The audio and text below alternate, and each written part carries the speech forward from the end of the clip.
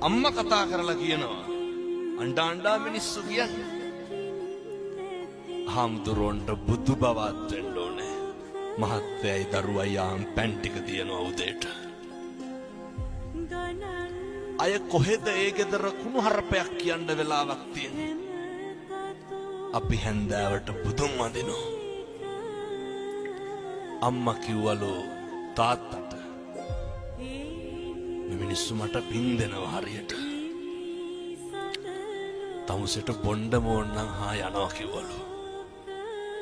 තාත්තා ගෙදර බුදුන් වඳිනවා හැන්දෑවේ. අම්මා තේරුම් ගත්ත තාත්තට අරක්කු ටිකක් බොන්න ඕන වෙලා කියලා. අම්මා මොකද කියලා තියෙන්නේ? බොණ්ඩ මෝන්නම් යනවා. අම්මා කියනවා වෙනද හාමුදුරුවනේ මට මතක් වෙනකොටත් අප්පිරියයි. බලන්න එකිනෙක තේරුම් ගන්න විදිය. ඇයි ආදරය විතරයි අන්තිමේට ඉතුරු වෙන්නේ. අනෙක්කගේ හිත රිදෙන්න වචනයක් කියන්නේ නැහැ කිසි කෙනෙක්. එහෙනම් ඔය ටික කරන්න මහා දෙයක් බැරි වෙයිද හෙට ඉඳන් කරගන්න.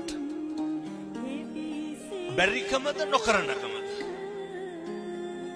ඔක අපි කරමු. කිරි ඉතුරුව වගේ හරියයි ගෙවල් වලට.